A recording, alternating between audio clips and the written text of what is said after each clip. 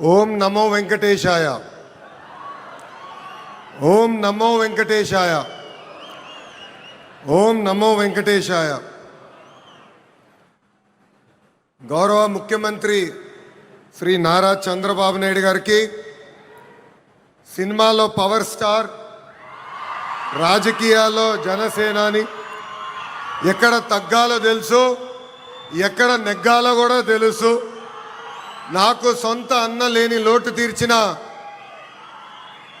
నా పవనన్నకి, బీజేపీ రాష్ట్ర అధ్యక్షులు మాధవ్ గారికి, తెలుగుదేశం పార్టీ, భారతీయ జనతా పార్టీ, జనసేన పార్టీ శాసన సభ్యులకు, ఎంపీలకు, కార్యకర్తలకు, ప్రజలందరికీ నా హృదయపూర్వక నమస్కారాలు.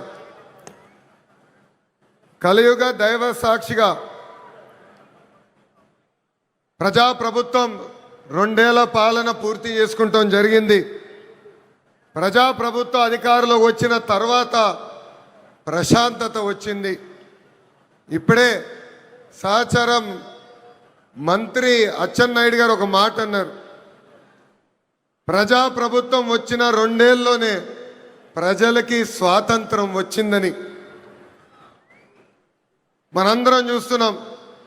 జేసీబీలు లేవు, దాడులు లేవు, హత్యలు లేవు, అంతెందుకు బూతులు కూడా లేవు. ఈరోజు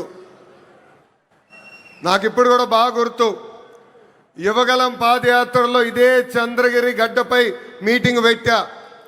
ఆనాడే చెప్పా, వెంకటేశ్వర స్వామి జోలికి వెళ్ళొద్దు, మాడి మసైపోతామని ఆనాటి ముఖ్యమంత్రికి నేను హెచ్చరిక జారీ చేశా.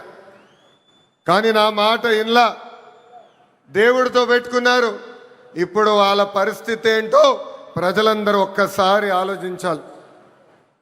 విశ్వవిఖ్యాత నడ సార్వభౌమ స్వర్గశ్రీ నందమూరి తారక రామారావు గారికి సీమ అంటే చాలా ప్రేమ. ఆనాడు కరువు వస్తే జోలు పట్టుకుని సీమ ప్రజల్ని ఆదుకున్న వ్యక్తి ఎన్టీఆర్. అంతేకాదు, తెలుగు గంగా గాలేరు నగర్ని ప్రాజెక్ట్ని తయారు చేసింది ఎన్టీఆర్. మహిళలకి ప్రత్యేకంగా విశ్వవిద్యాలయం ఏర్పాటు చేసింది ఎన్టీఆర్.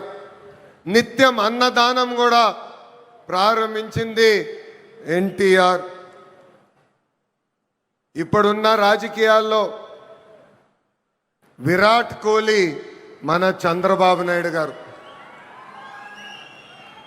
అవతల వైపు బౌలర్లు మాడుతూ ఉంటారు, కానీ బ్యాట్స్మెన్ ఓన్లీ వన్, అది మన చంద్రబాబు నాయుడు గారు. రాయలసీమను రాయలసీమగా మార్చిన వ్యక్తి మన చంద్రబాబు నాయుడు గారు. ఎవరికి తెలియని సమయంలో బిందు సైద్యం పరిచయం చేసి ఏకంగా రాయలసీమలో రత్నాలు పండే విధంగా చేసిన వ్యక్తి మన సిబిఎన్. హంద్రినివా సుజలా స్రవంతి ప్రాజెక్ట్ని పూర్తి చేసి చివరి నియోజకవర్గం కుప్పానికి నీరు తీసుకెళ్లిన వ్యక్తి మన సిబిఎన్. అంతెందుకు, పులివెందల కూడా నీరిచ్చిన గొప్ప వ్యక్తి మన చంద్రబాబు నాయుడు గారు. ఇప్పుడు ఏకంగా 1,00,000 కోట్ల పెట్టుబడితో మిషన్ రాయలసీమ కూడా ప్రారంభించబోయే వ్యక్తి మన ముఖ్యమంత్రి చంద్రబాబు నాయుడు గారు. 2019 నుంచి 24 వరకు గొడ్డలి పార్టీ అరాచక పాలన మనందరం చూసాం. వాళ్ళ చెల్లికి అన్యాయం చేయొద్దని అడిగిన బీసీ బిడ్డ అమర్నాథ్ గౌడ్ పైన పెట్రోల్ పోసి ఎలా తగలబెట్టారో మన కల్లారా చూసాం. ఒక మాస్క్ అడిగినందుకు ఒక దళిత డాక్టర్ సుబ్రహ్మణ్యాన్ని పిచ్చోడు చేసి ఎలా చంపేశారో ప్రజలందరూ చూశారు. సొంత డ్రైవర్ సుబ్రహ్మణ్యాన్ని ఏకంగా గంజాయి మత్తులో చంపేసిన వాళ్ళ ఎమ్మెల్సీని మనందరం చూసాం. నంద్యాల నియోజకవర్గంలో ఒక మైనారిటీ కుటుంబాన్ని వేధిస్తున్నారు, ఈ వేధింపులు మేము తట్టుకోలేమని ఆత్మహత్య చేసుకునే పరిస్థితి మనందరం చూసాం. వైకాపా నాయకుల కూతురు కన్నా వాళ్ళ కూతురికి ఎక్కువ మార్కులు వస్తున్నాయని ఆ కుటుంబాన్ని వేధిస్తే, ఆ వేధింపులు నేను చూడలేను, తట్టుకోలేనని ఆత్మహత్య చేసుకున్న మిస్బాని మనందరం చూస్తాం కూడా జరిగింది. ఆనాడు అన్నారు, తెలుగుదేశం పార్టీ జెండా లేకుండా చేస్తామన్నారు. ప్రజలే ఈరోజు వాళ్ళ జెండా పీకేస్తాం జరిగింది. వై నాట్ 175 అని చెప్తే ఏకంగా టీమ్ 11 ప్రజలు వాళ్ళకి తీర్పిస్తాం కూడా జరిగింది. సిద్ధం అంటే యుద్ధానికి రెడీ అని తీర్పిచ్చింది ఆంధ్ర రాష్ట్ర ప్రజలు. అసెంబ్లీలో అడుగుపెట్టనీయం అన్నారు. ఏకంగా ప్యాలెస్ గోడలు బద్దలు కొట్టి చంద్రబాబు నాయుడు గారు ముఖ్యమంత్రి చేసిన ఘనత మా పసుపు సైన్యాన్ని. ఇప్పుడు రపరప అంటున్నారు. రపరప అంటే చూస్తూ మేము ఊరుకోం. ఎర్ర బుక్కు దాని పని చేసుకుంటూ వెళ్తుందని ఈ సభాముఖంగా ఆ కుర్ర బ్యాచ్కి నేను హెచ్చరిక జారీ చేస్తున్నా. ప్రజాప్రభుత్వం 2 ఏళ్ల పాలనలో సుపరిపాలన అందించాం. అన్ని చేశామని కాలు రెగరేసుకుని మేము తిరగట్లేదు. కానీ ఎన్ని ఆర్థిక ఇబ్బందులున్నా ఇచ్చిన హామీలకు పద్ధతి ప్రకారం నిలబెట్టుకుంటూ వెళ్తున్నాం. ఎవరు ఊహించిన విధంగా అధికారంలోకి వచ్చిన వెంటనే 4,000 రూపాయలు వృద్ధులకి పెన్షన్ ఇస్తున్నాం. వికలాంగులకి 6,000 రూపాయలు బయటికే పరిమితం అవుతే 15,000 రూపాయలు పెన్షన్ ఇస్తున్న ఏకైక ప్రభుత్వం ఆంధ్ర రాష్ట్రంలో ఉన్న ఎన్డీఏ ప్రభుత్వం. అంతేకాదు మూసేసిన అన్న క్యాంటీన్లు తిరిగి ప్రారంభించాం. డిఎస్సి ద్వారా 16,000 టీచర్ పోస్టులు భర్తీ చేశాం. 6,000 కానిస్టేబుల్ పోస్టులు భర్తీ చేశాం. ఏకంగా మన జాబ్ క్యాలెండర్ విడుదల చేసి సంవత్సరం పూర్తయ్యే లోపల 10,000 ఉద్యోగాలు కూడా భర్తీ చేసే బాధ్యత ఎన్డీఏ ప్రభుత్వం తీసుకుంటుంది. ఏకంగా చేనేత సోదరులకి హ్యాండ్లూమ్ ఉంటే 200 యూనిట్లు కరెంట్ ఉచితంగా ఇస్తున్నాం. పవర్ లూమ్ ఉంటే 500 యూనిట్లు కరెంట్ ఉచితంగా ఇస్తున్నాం. ఆటో డ్రైవర్ల సేవలో ఆదుకున్నాం. మత్స్యకారుల సేవలో మత్స్యకారులను ఆదుకున్నాం. స్త్రీ శక్తి పేరుతో మహిళలకి బస్సులో ఉచితంగా ప్రయాణించే హక్కు కూడా ప్రజాప్రభుత్వం కల్పించింది. దీపం పథకం ద్వారా ఉచితంగా గ్యాస్ సిలిండర్లు కూడా మా తెలుగింటి ఆడబడుచులకి పంపిస్తాం కూడా జరుగుతుంది. ప్రజాప్రభుత్వం నినాదం ఒకటే, ఒకే రాష్ట్రం ఒకే రాజధాని కానీ అభివృద్ధి వికేంద్రీకరణ. ఇప్పుడే మాధవ్ గారు చెప్పినట్లు భారతదేశంలో 100 రూపాయలు పెట్టుబడులు వస్తే దాంట్లో 25 రూపాయలు ఆంధ్ర రాష్ట్రాన్ని ఎత్తుకుంటూ వస్తుంది. ప్రజలందరూ ఒక్కసారి ఆలోచించాలి. గూగుల్ ఆర్సిలర్ మిత్తల్ ఉత్తరాంధ్రకి తీసుకెళ్ళాం. రాజధాని క్వాంటమ్ కోస్తా ఆంధ్రకి తీసుకొచ్చాం.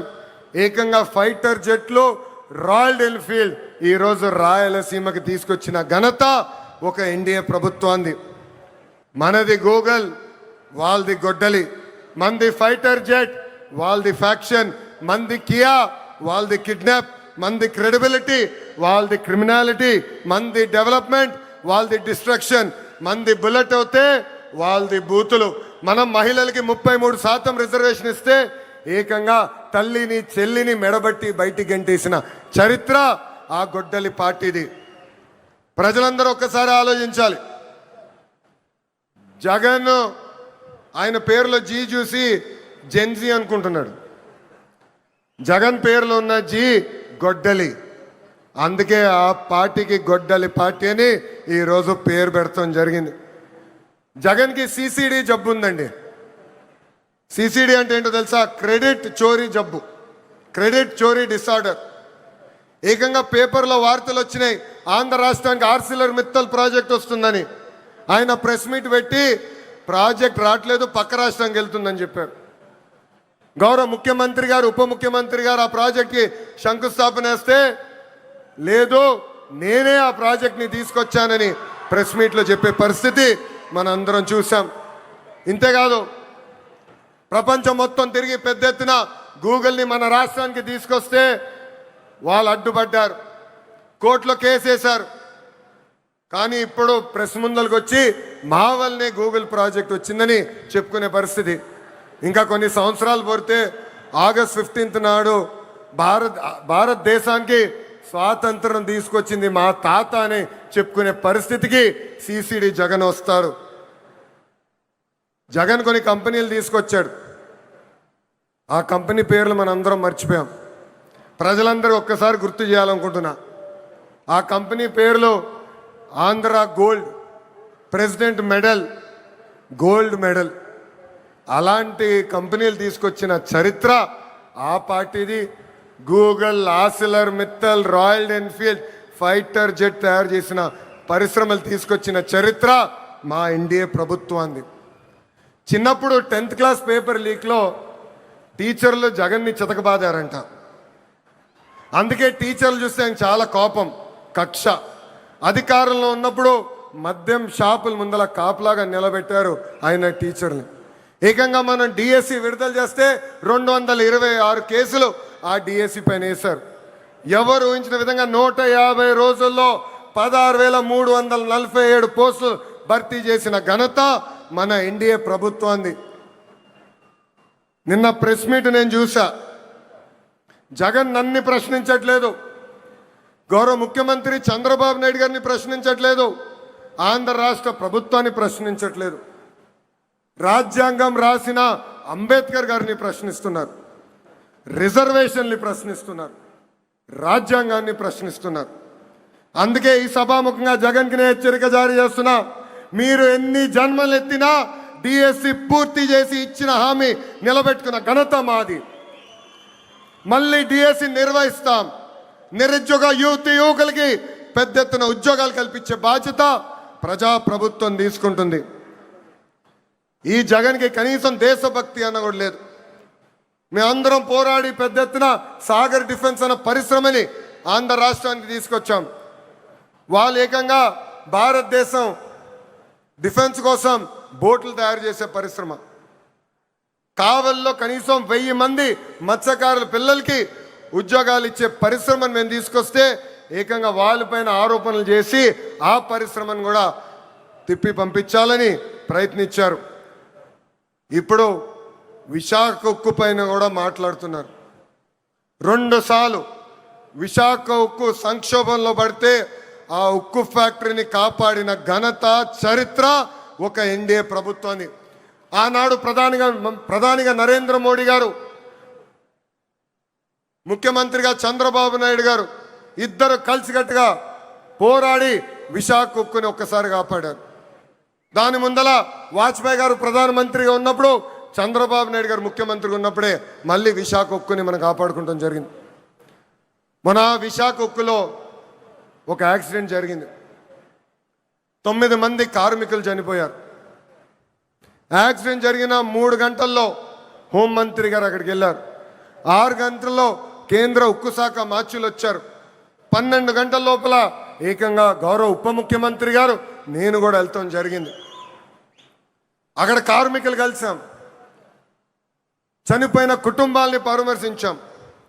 వాళ్ళకి ఒకటే హామీ ఇచ్చాం, కేవలం డబ్బులు ఇచ్చి చేతులు దులుపుకునేదానికి రాలేదు, శాశ్వతంగా మీ కుటుంబానికి అండగా నిలబడడానికి మేము వచ్చామని చెప్పాం. ఫుల్ టైం ఎంప్లాయీస్కి ఇప్పుడు ఏకంగా 2 కోట్ల రూపాయలు ఆ కుటుంబాలకి ఆదుకుంటాం జరిగింది. కాంట్రాక్ట్ ఉద్యోగస్తులు ఎవరైతే చనిపోయారో ఆ కుటుంబానికి 1 కోటి రూపాయలు ఇచ్చి ఈరోజు ఎన్డీఏ ప్రభుత్వం ఆదుకుంటుంది. ఇన్ని చేస్తున్నా అక్కడికి వెళ్ళి మా పైన ఆరోపణలు చేసి ఇచ్చే 2 కోట్లు వద్దు, 1 కోటి రూపాయలే ఇవ్వండి అని చెప్పే పరిస్థితికి వచ్చాడు పులివెందల శాసనసభ్యుడు. ఇది ప్రజలందరూ గుర్తుపెట్టుకోవాలని ఈ సభాముఖంగా కోరుతున్నాం. ప్రపంచంలో మనం ఎక్కడికి వెళ్ళినా భారతదేశ వైపు అందరు చూస్తున్నారంటే దానికి కారణం మన నమో గౌరవ ప్రధానమంత్రి శ్రీ నరేంద్ర మోడీ గారు. మొన్నే రష్యాకి వెళ్ళా, వాళ్ళందరూ ఆశ్చర్యపోయారు. ఇంత సమర్థవంతమైన నాయకత్వం భారతదేశానికి ఎలా వచ్చింది, పొలిటికల్ స్టెబిలిటీ భారతదేశానికి ఎలా వచ్చిందంటే కేవలం ఒక్క వ్యక్తి, అది మన నమో వల్లనే వచ్చిందని వాళ్ళు చెప్తాం జరిగింది. ఇతర రాష్ట్రాల్లో నమో అంటే నరేంద్ర మోడీ గారు, కానీ ఆంధ్ర రాష్ట్రంలో నమో అంటే నాయుడుజీ మోడీజీ గారి అద్భుతమైన జోడి. ఇతర రాష్ట్రాల్లో డబుల్ ఇంజన్ సర్కారు ఉంటే కేవలం ఆంధ్ర రాష్ట్రంలోనే డబుల్ ఇంజన్ బుల్లెట్ ట్రైన్ సర్కారు ఉంది. ఈరోజు ఈ డబుల్ ఇంజన్ బుల్లెట్ ట్రైన్ సర్కారు వల్లనే మనం విశాఖ ఉక్కుని కాపాడుకున్నాం. అమరావతి పోలవరానికి కావాల్సిన నిధులు తీసుకొచ్చాం. ఎప్పుడో రావాల్సిన ఏకంగా విశాఖ రైల్వే జోన్ని కూడా మనం తీసుకొస్తాం జరిగింది. ఇంతేకాదు ఫైటర్ జెట్ ఆమ్కా ప్రాజెక్ట్ని తీసుకొచ్చాం. త్వరలో కర్నూలులో కూడా హైకోర్టు బెంచ్ ఏర్పాటు చేసే బాధ్యత ఈ డబుల్ ఇంజిన్ బుల్లెట్ ట్రైన్ సర్కారు తీసుకుంటుందని ఈ సభాముఖంగా ప్రజలందరికీ తెలియజేస్తున్నాం. రాయలసీమను రాయలసీమగా మార్చిన ఘనత ఎన్డీఏది. 1,00,000 కోట్ల పెట్టుబడితో ఈరోజు మిషన్ రాయలసీమకి మనం శ్రీకారం చుడుతున్నాం. రాయల్ ఎన్ఫీల్డ్ వచ్చింది సీమకి, ఎల్జీ ఎలక్ట్రానిక్స్ వచ్చింది సీమకి, ఏసీ తయారు చేసే కెరియర్ వచ్చింది మన సీమకి. అంతేకాదు రిలయన్స్ ఇండస్ట్రీస్ కూడా వచ్చింది మన సీమకి. That is the commitment of NDA government for Rayalaseema అని ఈ సభాముఖంగా తెలియజేస్తున్నాం. తెలుగుదేశం పార్టీ, జనసేన, భారతీయ జనతా పార్టీ అనేది ఒక పెద్ద కుటుంబం. కుటుంబం అన్నప్పుడు చిన్న చిన్న సమస్యలు రావచ్చు. మనందరం కూర్చుని మన సమస్యలు పరిష్కరించుకోవాలి. ఆ బాధ్యత ఇక్కడున్న నాయకులందరిపైన ఉంది. కూటమి ధర్మాన్ని అందరం కలిసికట్టుగా కాపాడుకోవాలి. అహంకారం మనకు వద్దు. అహంకారం వస్తే ఏమవుతుందో మనందరం చూసాం. 151 స్థానాలు 11 అయినాయి.